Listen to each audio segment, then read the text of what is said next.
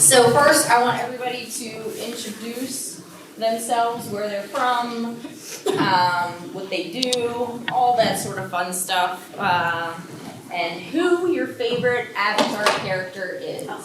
Oh, we already do that? Yeah. Starting off with the hard questions. Already done. Okay, alright. Well, hello everybody. My name is Benjamin Taitz. I am a registered psychological associate here in California, a psychology doctoral candidate. I will be graduating next year. Thank you.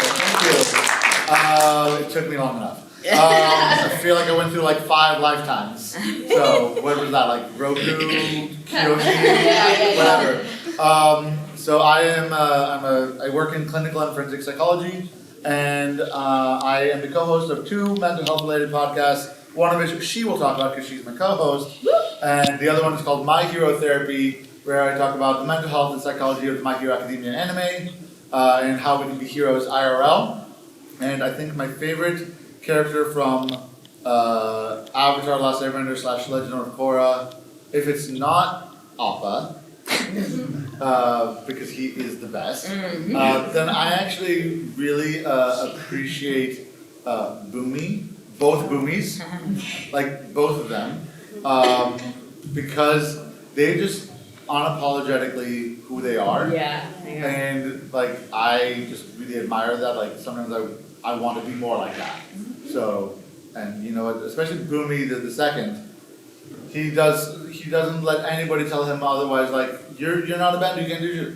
I was the like second in command of the freaking United Republic fleet. Back off. So yeah, so he's cool.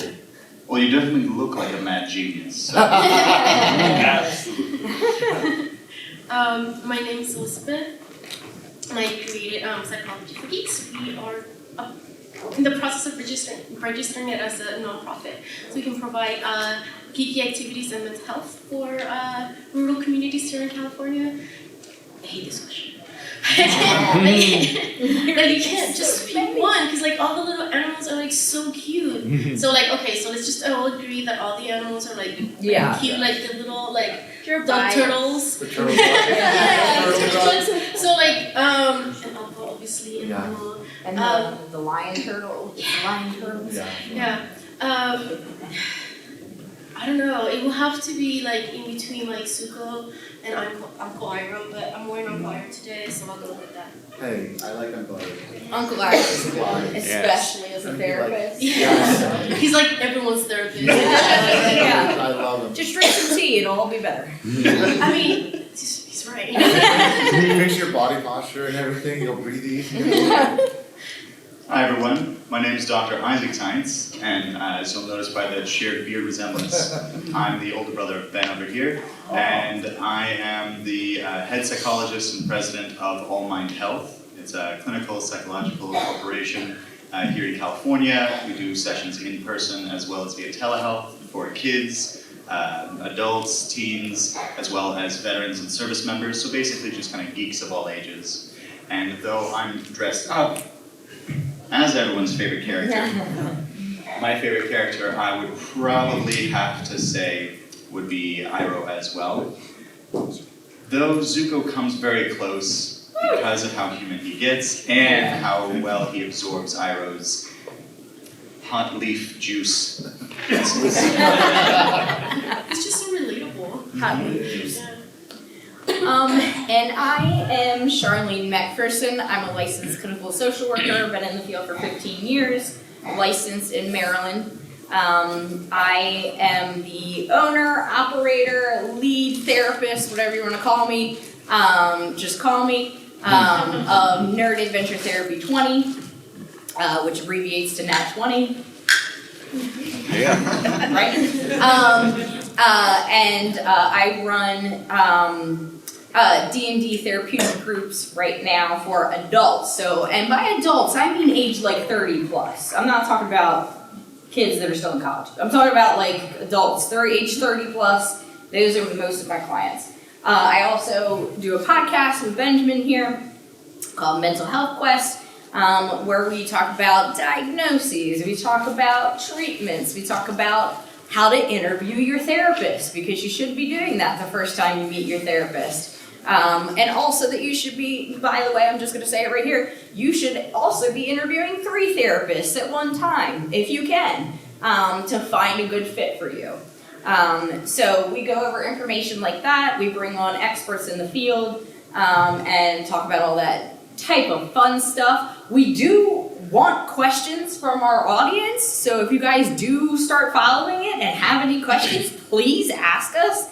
Nobody's asked a question yet. We had We did just start. emails, but they were not about bottom part because it was more about the nerdy stuff. So Yeah. which is fine. I became really good friends with the guy anyway. So Yeah. Yes. So, we have a few questions. Oh, my favorite character, sorry, is, it's gonna be lame, but it's Korra. No, just because like how fiery she was as a kid, and then going through the growth that she went through, the trauma she went through, like all, and just kind of the realization and trying to balance everything. I just love that story. It's just so good. It's such a good story. So, Korra's my favorite. All right. So, the first question I had for you all. Yes, I'm from Maryland. It's technically in the South. It's a border state. A recurring theme in both Avatar, The Last Airbender, and Legend of Korra is the complexity of the villains. They're not just simply evil, but have their own justifications for their actions. What are your thoughts on this? Do you believe that villains can ever be justified in their pursuit of power? So I will start off with this. So as I mentioned, I work in forensic psychology, and up until recently I was working with people on parole who have committed not so fun things, not really light crimes. They were not good. And one thing that I've learned while working with them is crime doesn't happen out of like the ether. And there's no such thing in the real world as just pure evil. There's so much more to it. Yes, people do horrible things, and yes, they have no remorse for it, and that's what we call evil, but they weren't just happening that way out of the blue. And what we see with a lot of the villains in Avatar: The Last Airbender and Legend of Korra is they became criminals, they became villains due to their experiences and the way that their environment shaped them. In particular, I'm going to focus on like Ozai, who was the main villain from Last Airbender. Like everybody's like, oh, he's just a pure evil guy. He's just a totalitarian dictator, but he was raised that way. His father and his grandfather were telling him that's what you have to be. He had no other way of looking at things, and so it really begs the question, as Katara and Aang did. Question is, how does someone who was such an innocent baby turn into this quote unquote monster? And so what I really try to look at in my work and when I'm looking at these villains on screen is what led them down this path, what environmental factors influenced their choices, and how do they justify their actions. Ozai's justification is, I'm gonna bring peace to the world through under my rule. Because look, the Fire Nation is prosperous. We have all this technology, so surely everyone else will want to do the same. Colonialism and all that fun stuff. And then we have in Legend of Korra, Unalaq. He's like, well, no, we want the spirits to be free. So I'm justified to do this because I don't agree with what the previous avatars did, so I'm allowed to do this. Zahir, the way that the avatar system works is unfair. I'm going to make it different. They all have fairly valid, understandable reasons. I'm not justifying them, I'm not excusing them, I'm not condoning them. I'm just explaining them. And it's really important that we understand that these villains are not two-dimensional. They are so complex. And so I really like how they portray the villains in every season, every series. I really can't wait how they do it in the new Earth Nation Avatar series that will be coming out eventually. Yeah, and it's also a good example of generational trauma.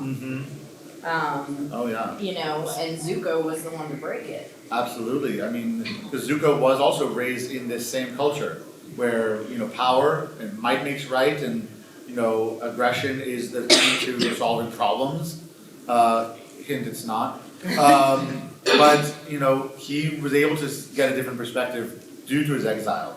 If Ozai had not exiled him, then I'm pretty, you know, confident that Zuko would not have had these changes of heart that he did. Because he would not have been exposed to it.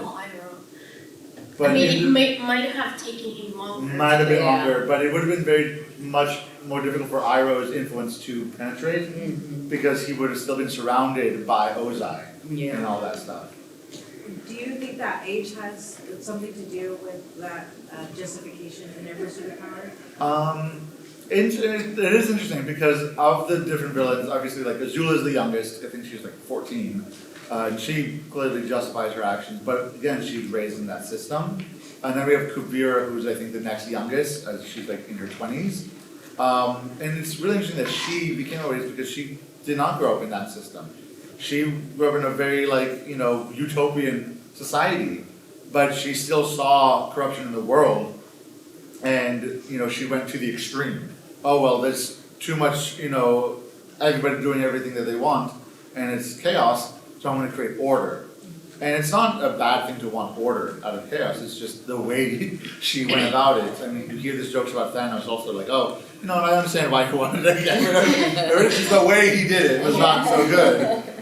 So I think age does have a thing to do because the more you sit with those thoughts and beliefs without being challenged, the more entrenched you're going to be in them and the harder it will be to get out of it. But it is still possible to get out of it. Right. Kuvira did.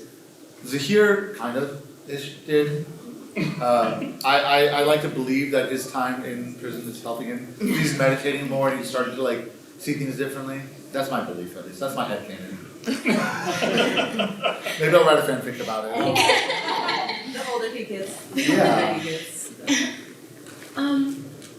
Yes. That's what he said. So Uncle Iroh, he was considered like the grand, what was he? The dragon of the Dragon of the West. Dragon of the West. So he was also equally as evil as like Ozai and all of them. But once he lost his son, he realized like, oh, I need to change. I need to like do things differently, right? When external But factors. see, I think the one thing that I wanted to bring up is that even though he changed and he did so much good, it doesn't really cancel out the bad that he did before, right? It doesn't justify all the horrible things they did just because they had like a traumatic childhood or was like a generational thing. It like no, they're still guilty of doing that horrible thing to people. Yeah. He had mentioned that when the final battle between the Avatar and Ozai was coming up, they were asking him, "Well, can you fight him?" He said, "Yeah, I could, but my hands are not clean. And if I was to defeat him, and I don't even know if I could, this would still appear as just a violent overturn after violent overturn. That violence does not resolve violence." And so he understood well enough that because of the actions he had in his past, that he was humble enough to accept that as the fate of things. He acknowledged that it was necessary for in order to end the cycle of anger, of violence, of hatred, there needed to be some form of a genuinely pacifistic approach. The Avatar needed to come to fulfill his duty. In a similar manner, the public would not have accepted that too, whether it's spiritual, whether it's just the court of public opinion. But anyway. No, because that reminded me too of just because Uncle Iroh did something bad in the past and then he's doing good now, he is holding himself accountable, but in a sort of very balanced way because he's still seeing the value in himself and he's still like going and chasing his own dreams. He's not just sort of like some hermit in the middle of nowhere being like, oh, well, I can't be part of society anymore because of all the bad things and this is the way that I'm gonna, say sorry to all these people. Like he's still trying. He's still trying to repair. Yeah. Like in his own way. And this is something when I was working with the people in parole, how do we make repair in the world after we've done horrible things? Because not everyone will forgive us, and we can't expect them to. But we can do good in the world still, even though we've done bad. Iroh, he helped to perpetuate the violence against Earth Kingdom.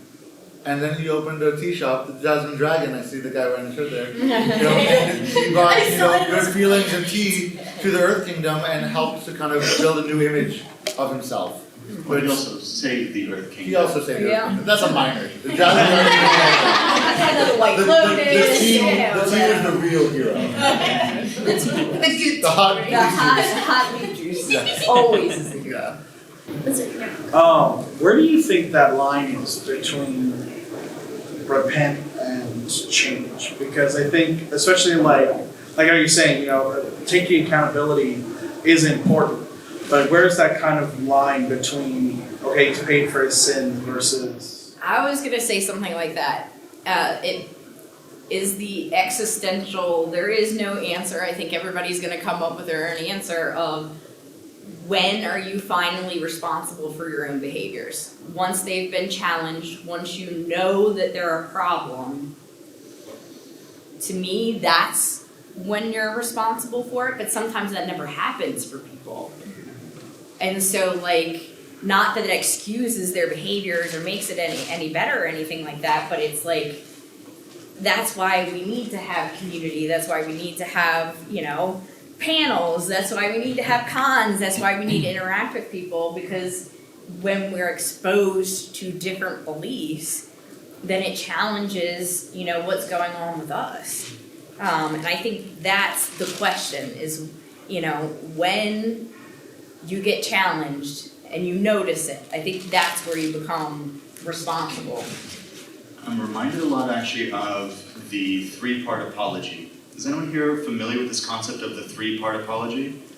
Great, so I can teach it to you. So this is basically, Ira was living this approach. And in essence, when you notice you've made a mistake and you've hurt somebody, you will tell them, hey, I did this action that hurt you. I'm sorry that I did that action. And I'm going to make a commitment, or I'm going to do X or Y or Z to not do it again, to do something different. Yeah. So a lot of times we'll hear, oh, I'm sorry, your feelings got hurt by the thing that I did. Does that sound helpful? No. That sounds like something like Azula might have said. Don't want to do that. But Iroh is embodying this three-part apology. He's genuinely acknowledged after his son had passed away what harm he was causing not only to himself but to the world. And he feels great sorrow. You are already humming the song in your brains right now, and I apologize for that already. I'm going to commit to move on from this topic. So Iroh continues, and all of his interactions through the Earth Kingdom are in an effort to heal what is going on. He observes how the different benders are engaging with their elements, with their people. He's teaching that to Zuko. He is interacting with everyone he sees in this kind of calm and beneficial manner. Even when he is breaking out of, earth shackles, none of the earthbenders are, decimated. He gets out just as much as he needs to. Partially because he's able to maintain a kind of a calm demeanor, because he doesn't need to be this aggressive version he used to be. So by being this calmer version of himself, he actually can achieve his goals a lot easier. So when we do find ourselves in repentance, that is exactly the point to start to engage in that new approach. You've noticed it, it's time to act different. Yeah. But I want to give the very therapist answer. It depends. It depends on the person, because your view of when you reach that balance or that line may be different than mine, may be different from someone else. So that's why in therapy it's important to get somebody. Yeah. And speaking of which, with the work that I've been doing, I very much appreciate the honor of presenting on a show that is not based in a culture or identity that I share. And I really appreciate the opportunity, and I know everybody here on the panel also appreciates that opportunity. So I just wanted to say that as well. Are we going to talk about balance? Yes, we're already talking about balance. Balance has nothing to do with advertising. I was going to say, you could just start talking about it if you want. Okay, because that reminded me, and I'm like, okay, so you guys talked about Korra, and I don't want to be like I'm a person in the room, but I totally like Korra. And I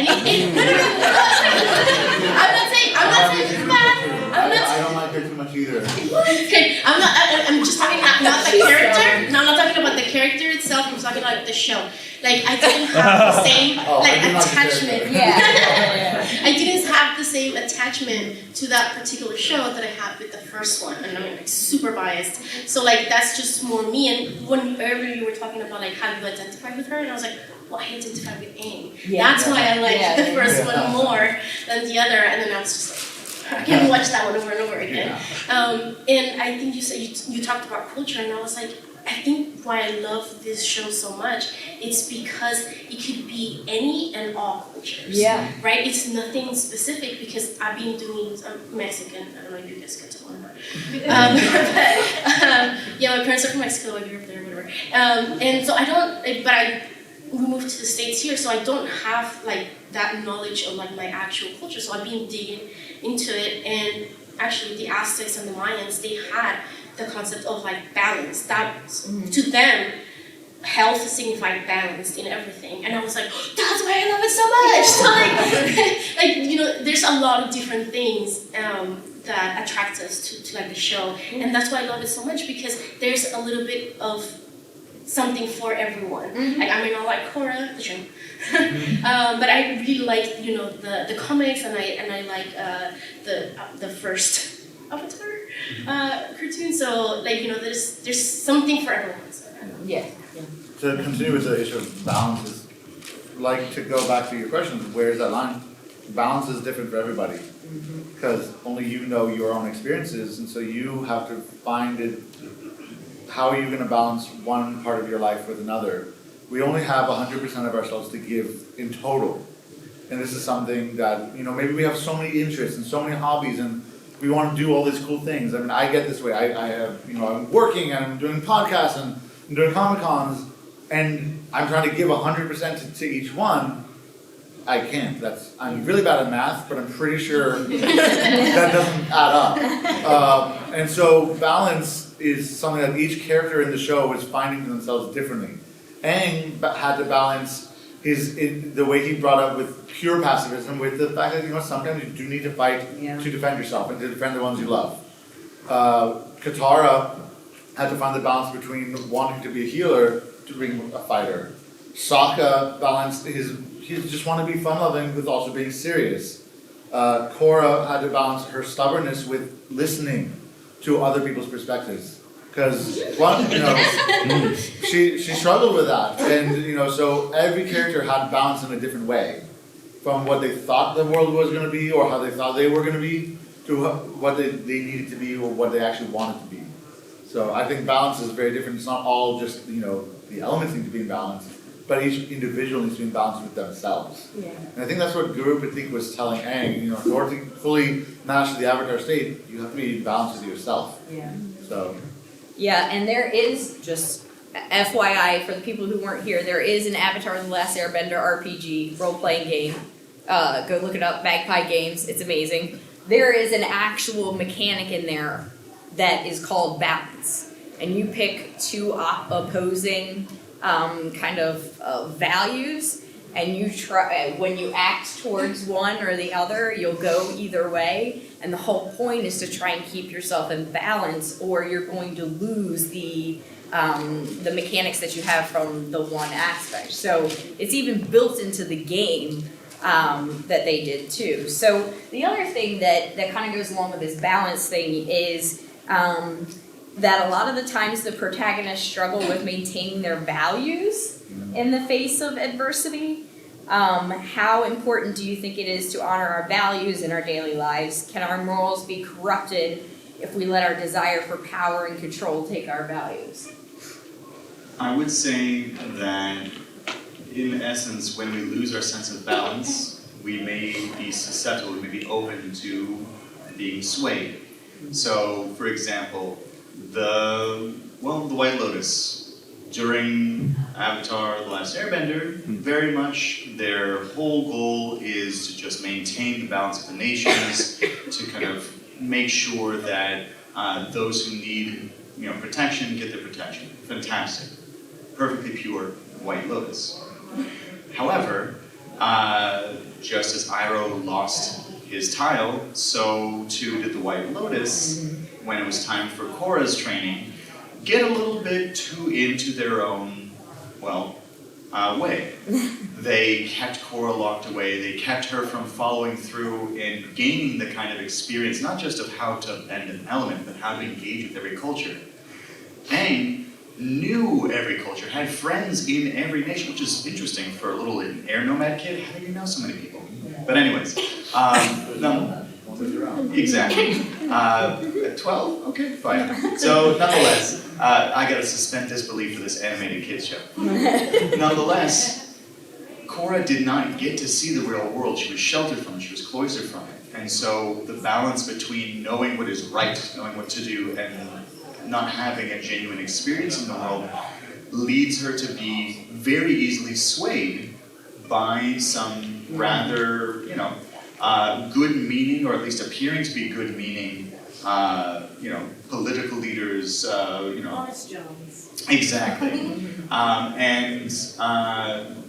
When there is a very obvious, we want an obvious bad guy to beat, we want an obvious good guy to root for.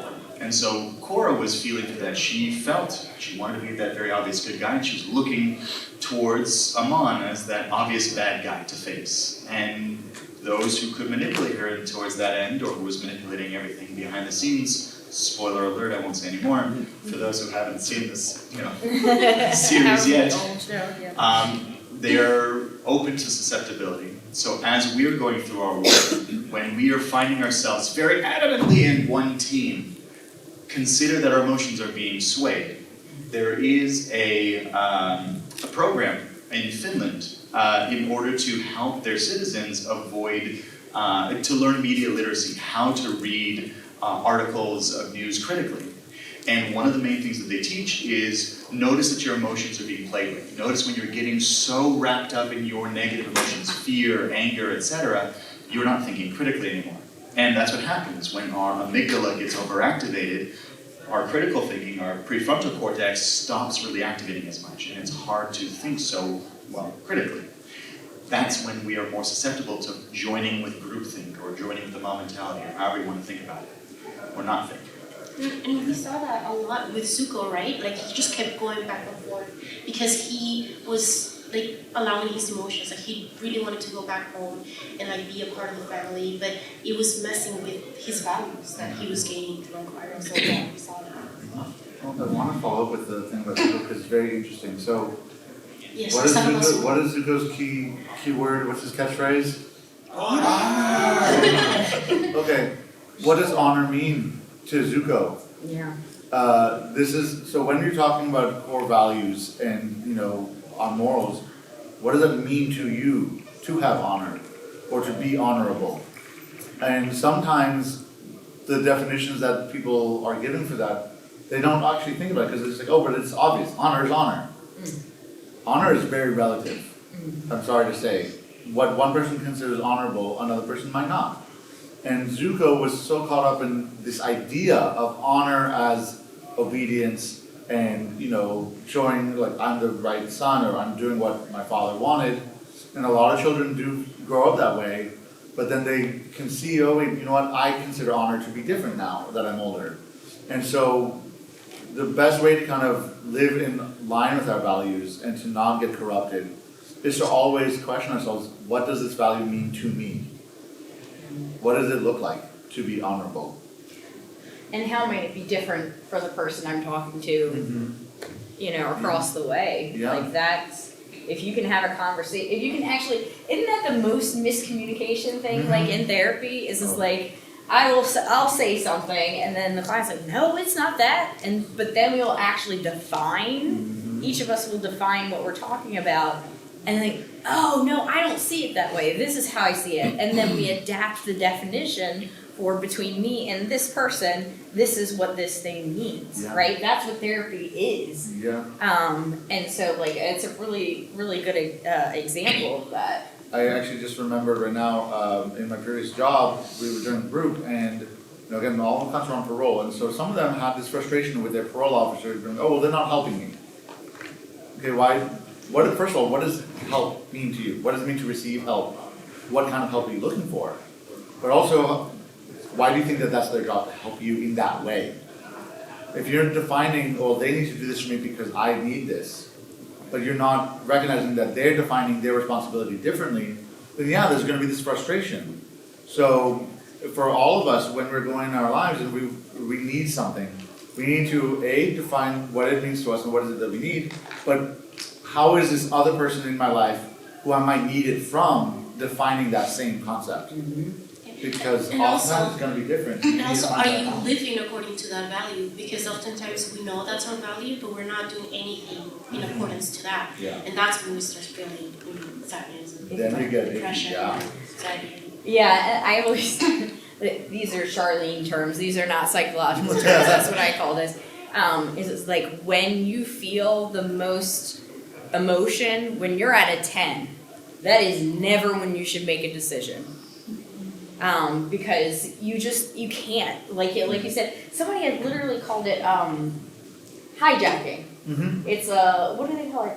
Emotional hijacking, where you literally, you have to go through the emotional part of the brain first when you're processing anything. If the emotional part of the brain is calm, then it goes to the cognitive part of the brain. But if that emotional part of the brain is not calm, you cannot. It is physically incapable. You're physically incapable of heading to the cognition until you calm down. And that's why we work with mindfulness, which happens to be one of our questions. Oh, my goodness. Am I good or what? Surprise. Oh my goodness. All right, hold on. While she's looking that up, this reminds me of how Iroh would tell Zuko, remember your breath of fire, remember your breathing. I always tell my patients for cognitive behavioral therapy, we focus on the behavior of breathing first. If they can catch themselves getting not to a 10, but a 7 out of 10 in stress, even a 5, if you can catch yourself that early, and then you breathe yourself back down, then you can actually choose what it is you want to do. You can respond instead of react. Yeah. And like we see like, because as we were talking, I remember like in almost every single fight scene with Zuko and that Uncle Iroh was present, he was just like hanging out in the sidelines, just observing. And then when something needed to be done, he was there to do it. But he wasn't allowing his like emotions or anything to just like go out and do it, which is what we all do. Yeah. When we're angry, well, why don't I do it? I don't be afraid anymore. Yeah. Right? And then I do want to be friends, you know? But they just, when we're really angry, we just want that person to stop, and then we would just say things that we don't mean. Yeah. Well, and we see with Korra, when she's, the second someone picking a fight with her or says something she doesn't like, she gets to the 10. And she can't listen.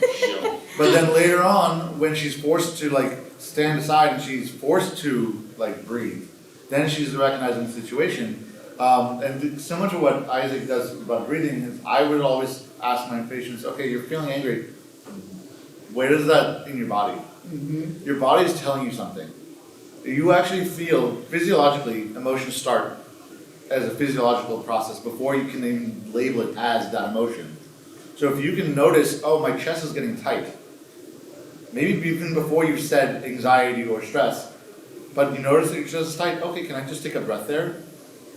And then you're able to handle the thing that you need to handle. Your body is telling you what it needs in the moment, and that's the core of mindfulness, which is just being present in the moment, noticing your internal experience as well as the external. I rewatched Korra specifically for this. You know, I rewatch Avatar too. Yeah. I just rewatch that all the whole time. thing, I just want to say. But the moment she goes and visits Zahir after their battle, because she can't move past what had happened because of her trauma, she was letting her emotions get the best of her, so she couldn't break past that point, right? And it's the weirdest scene that you have the guy that did the thing to you being the therapist, basically, but that's what it was happening. He was coaching her through mindfulness, through trauma work, to, you know, don't fight it. You have to go through it. You can't go around it. It's that song, I don't know if anybody has kids, but you can't go over it, you can't go under it, you can't go around it, you gotta go through it, right? And it's uncomfortable and it sucks. And it's hard.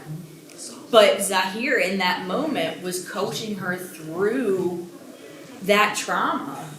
And then she could get into the spirit world again. And it's like that's exactly what needs to happen with mindfulness and trauma work, which is something I work a lot with as well. We saw it with Iroh in season 2 when she was in the spirit world and she's getting angry. So all the spirits are being affected by her and they're turning into the dark spirits. Yeah. And I was saying is when you're angry, then the world around you is angry. And when you're calm, then you can impart that calmness in the world around you. And Korra was forced to, each moment when she noticed she was getting angry because of the dark spirits, she literally stopped and took a breath and calmed down, and then the spirits were able to calm down. Because it's true, when we are in heightened emotions, there's such a thing as empathic contagion, which is when one person has heightened emotions, the next person next to them is going to start feeling heightened emotions, and so on and so forth, until we get to mom mentality. And so Korra was having to stop it in the moment. Oh crap.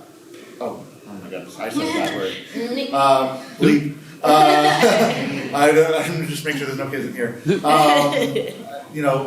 I'm getting angry, now the spirits are upset and they're hurting. I need to calm down, because I don't want the spirits to be hurting. I don't want to hurt other people.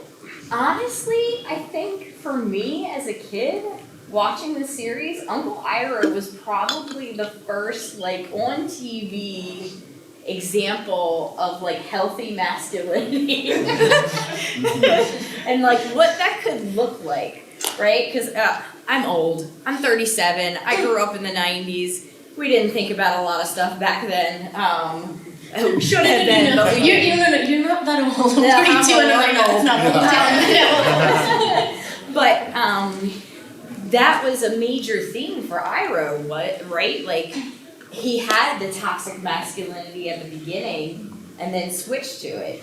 What do you all have to say about that? In particular, part of his approach to showing how a genuine and strong individual, and in his case is the masculine, for he is masculine, but these qualities are not inherent just to masculinity. You can have positive or healthy masculinity, you can have positive and healthy femininity. So Iroh very much embodies the integrity component. He has a goal, he cares about Zuko. Just when Zuko comes to him and says, I'm so upset at myself, how can you forgive me so much? You should be angry. And he's like, I was never angry at you, I was just concerned. His integrity stayed the same. He has his goals of what is important, and that is that he's able to pass on this healthy approach to his nephew, that he can break this, interfamilial chain of violence and anger.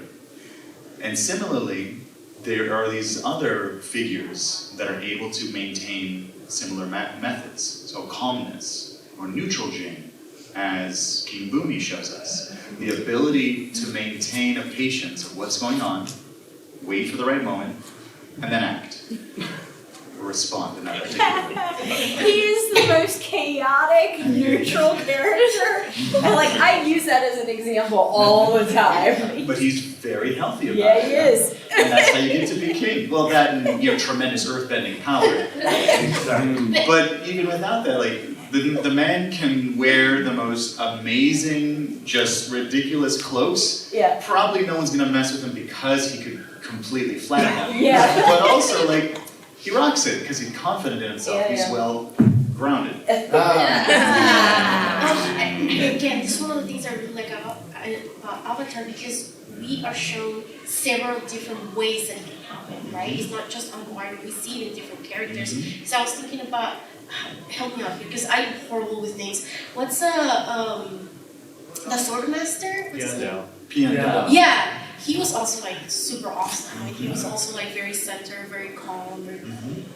Basically, anyone in the White Lotus OG crew. Yeah. That's it. Jong Jong showed an example of someone moving towards healthy masculinity. He was dealing with a lot of trauma. He had seen war. Granted, so did Iroh, but he saw it as a foot soldier, not as a general. It's a different kind of a hell you go through.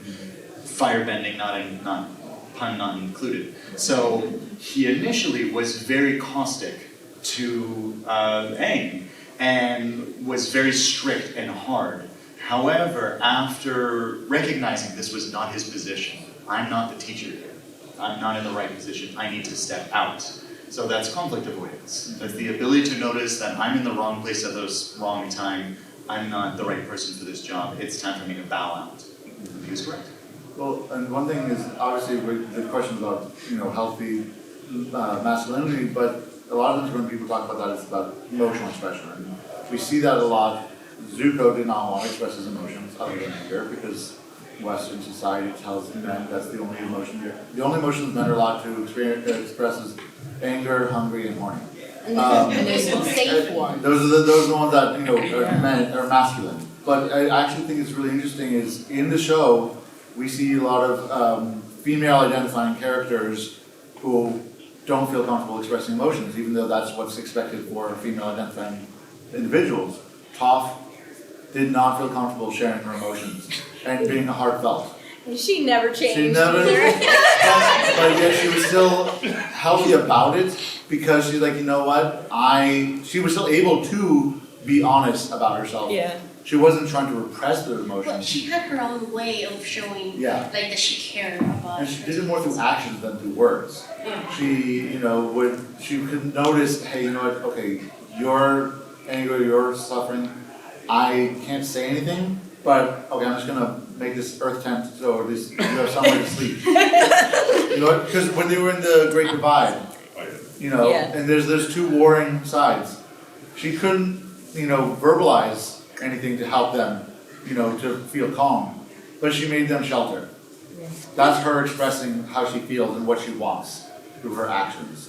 So there's, the positive, healthy, emotional expression for both masculine identifying characters and female identifying characters is just different ways of expressing that, but in a healthy way, so you're not repressing it, you're not shoving it down, or judging yourself for having them.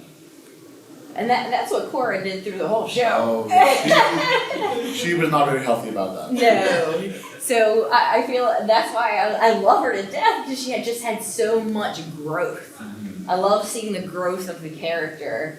But yeah, Toph, especially in Korra, when she's talking to her daughters, there's a lot of animosity there. But she is able to say, I know I didn't treat you the best, I wasn't the best mother, but I hope you can forgive me and let's, repair and move on. So, she can be honest, can be emotional, I guess. But it's in her, like you said, in her own way. Yeah, and again, like that growth is expressed when she is a lot older too, which gives us a hint that it can happen. Like you can get better or change no matter what age you are. Oh yeah, that saying an old dog can't learn new tricks is false. Or the joke, how many psychologists does it take to change a light bulb? One, but the light bulb has to want to change. Because there's something called neuroplasticity. Like your brain will literally kill off the stuff you don't use and recreate the stuff you are using. So when you're practicing mindfulness, when you're practicing all of these new skills, which is why I love doing the D&D therapy, because you're still practicing the skills just as a character. You're building a new highway. You're building a new neurological highway that will be stronger eventually than the one you had previously, and that one will die off. That's neuroplasticity. You can learn. I don't care how old you are. You just have to have the motivation to do it. Yeah. And the discipline to keep on doing it Yes. again and again. Yes. The neurons themselves actually grow more branches and they fire faster every time you use them. That's why we become black belts at kicking our own butts, because we've been thinking those negative thoughts. We've been essentially cultivating that negative avatar state. So, The dark avatar. Exactly. So I wanted to open it up. I know we took a few questions in between, but I wanted to open it up for questions from anybody else. If not, I have some more questions. Yes. Which nation would you guys choose and why? Yeah, exactly. What was I already knew the answer.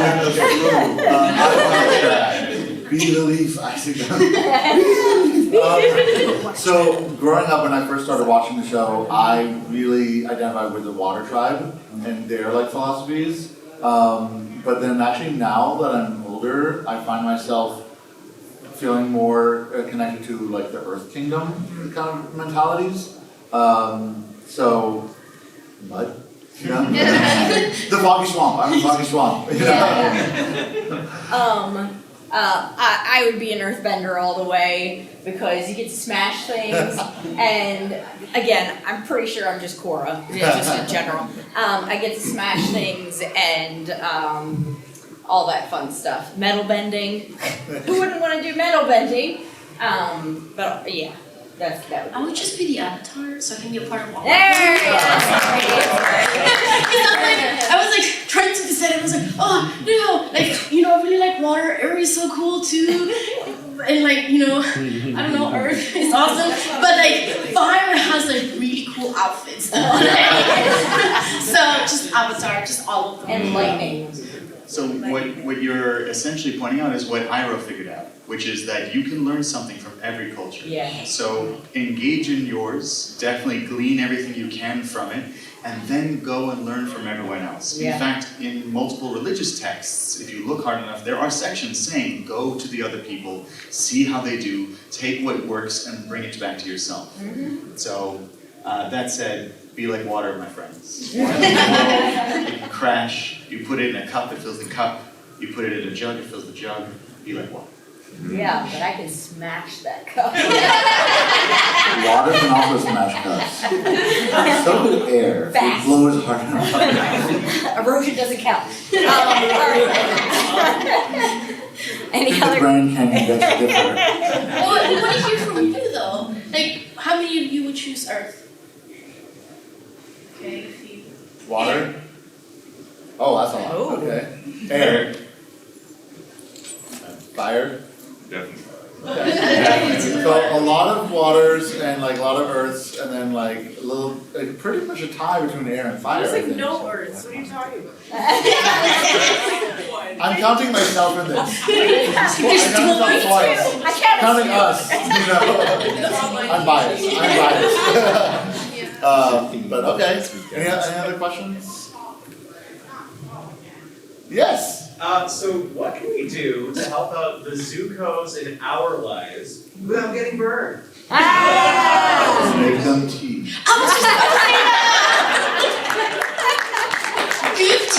Good tea. Not hot sauce. Yeah. I'll leave choose. Well, I think for me, when I'm interacting with people that are very hot-headed, very stuck in that negative mindset, you want to give them the space and you want to validate it. Because a lot of times when people in this space, they're trying to justify that they didn't have space. Because a lot of them, how many times have people told you, just calm down? Is that helpful? No. Don't be sad. Don't be Don't be anxious. sad, don't be angry. Okay, you're angry. Alright, what are we angry about? Like, let's just be angry in this moment. And then when that passes for that moment, then we can kind of work from there to solve the problem. Listen.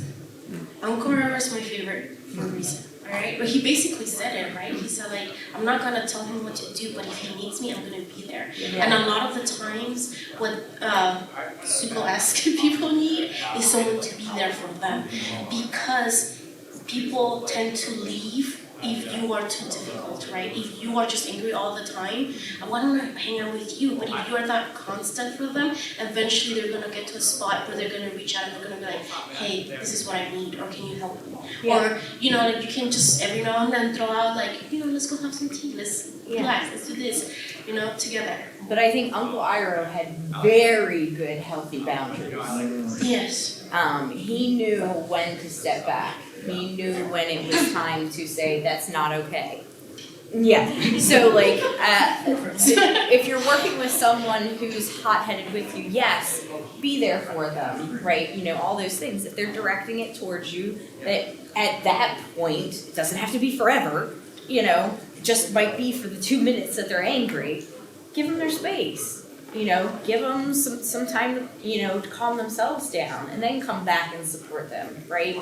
Like, you don't have to solve all of the problems immediately. People are uncomfortable with anger, so we try and solve it immediately, right? And it's like, no, let people feel it. And when you feel it, you can actually you gotta go through it. And then at the end, when you calm down, you can figure out what happened, why it happened, why you were so angry, and so that we can learn for next time, how do we prepare for when this thing happens again, right? Just on the thing of like, how do we deal with the Zuko's in our life, I think one of the crucial things you said before about the light bulb has to want to change. And I think one of the really key things you see with Uncle Iroh is that he's not someone who is constantly lecturing Zuko about this is how you should be, this is what you should do. He's there to hold a mirror up to Zuko when Zuko reaches those places where he is uncomfortable with his own situation, for Uncle Iroh to say, like, yeah, you should be uncomfortable, but he doesn't force those situations. He's just there to show and to be there and holds those boundaries. But he doesn't lecture Zuko or tell him, or even give him advice or how to be until Zuko is in the position where he's asking for that. Right. And then he has someone who he knows he can trust to go to and say, I'm now uncomfortable with where I am and who I am. Help me be better. And he knows that Uncle Iroh is in that place for him. And so I think for the Zuko's in our life, it's really easy to think like, all right, how can I fix them? Yeah. How can I make them change? And you can't do that. What you can do is be a safe person, be someone who, when they do misbehave, when they're doing things that they shouldn't be doing, that you're willing to hold up that mirror and say, all right, look, you need to understand what you're doing and what those consequences are. See that, you're hurting, but you don't try and step in and actively change them until and unless they come to you as that safe person and ask for that. Yeah, themselves, right? Am I trying to help them or am I trying to help myself? Because we do feel uncomfortable with, especially when a loved one is going through something we want to help. But sometimes that person doesn't need the help right away. But we want to feel better ourselves. So we're like, what can I do something? I'm gonna do it better. Yeah. All right, so I just want to go down the line. We got to go down the line. Where are we from again? I'm Charlene MacPherson from Nat 20 Therapy. You can find me everywhere on the internet. Ben and Taitz, my Hero Therapy podcast, Mental Health Quest podcast. Elizabeth, Psychology for Geeks, everywhere on social media. And also, I forgot to say that I have a podcast where I talk about Avatar The Last on YouTube and One Piece and everything that's geeky. And I'm what's the name of your podcast? A pinch of everything, but you can find it through Psychology for Geeks. And I'm Dr. Isaac Taitz. You can find me on all the socials and my website, All Mind Health. Leaving a few brains and business cards up here, squishy brains, not real ones. But you can also come over to the next room where we're going to be talking about Star Wars and the psychology of the way. So we'll see you there. Yes.